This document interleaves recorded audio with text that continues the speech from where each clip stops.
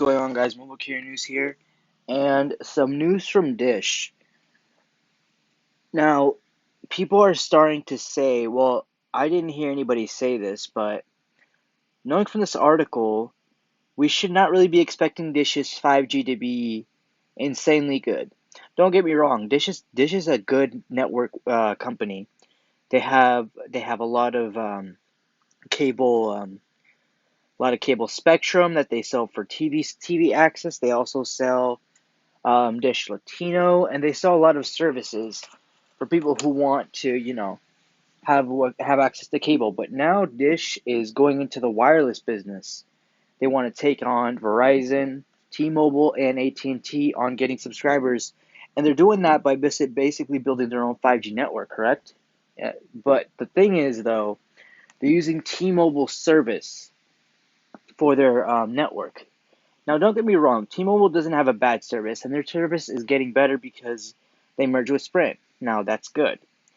The thing is, though, I don't expect Dish's network to be blazing fast or more or less expected than the carriers currently we have right now.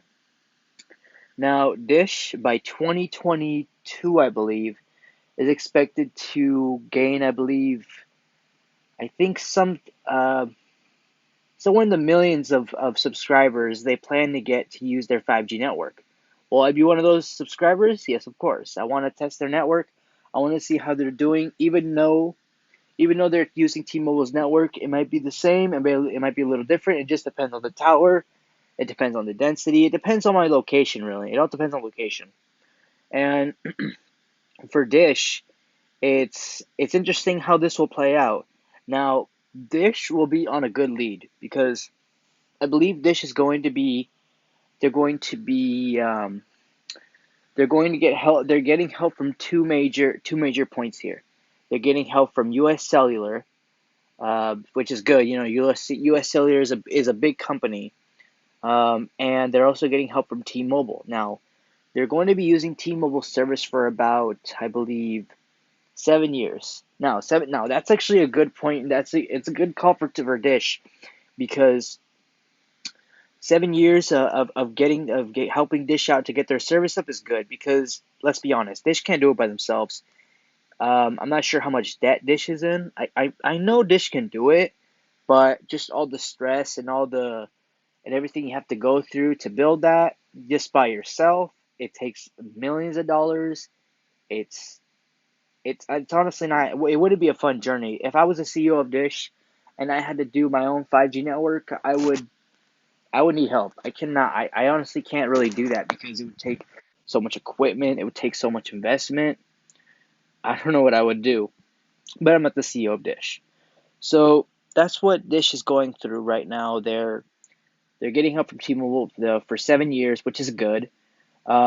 Because the Sprint and T-Mobile merged, and because Dish got involved, it happened. Dish wanted to get involved. They wanted to be the fourth carrier. If Dish did not get involved in the merger, either the merger would either pass or fail. We honestly don't know how the merger would do if Dish did not get involved. I'm very curious. Maybe it would have failed. I honestly don't know on that one. And then also, Dish is going to be getting 20,000 towers from T-Mobile because of the merger. Now, hear me out. 20,000 cellular spectrum towers.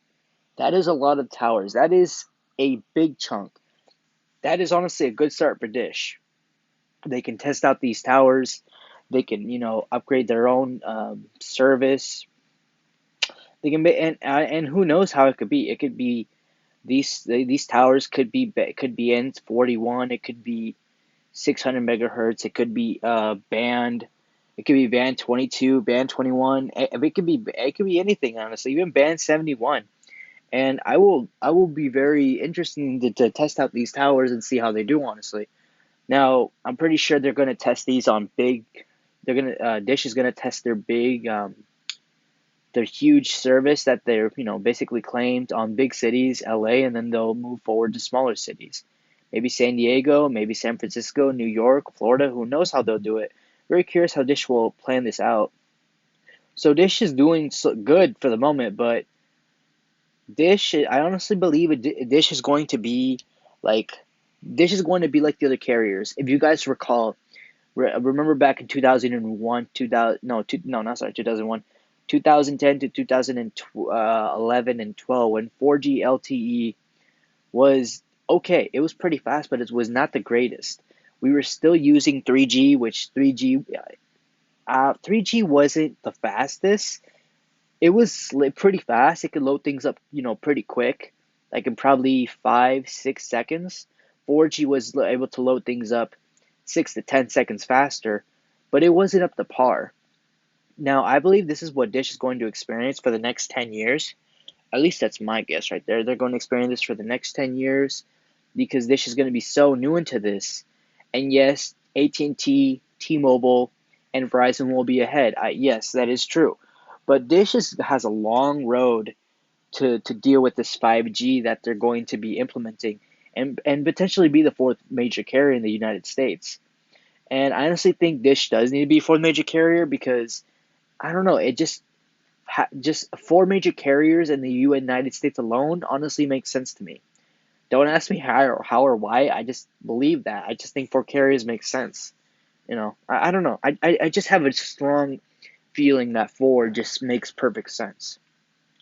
Now for Dish, I'm very curious how this, how will they able to sustain this because therefore remember their 5G is not going to be the greatest. It's not going to be up to par. They're only working with 20,000 towers.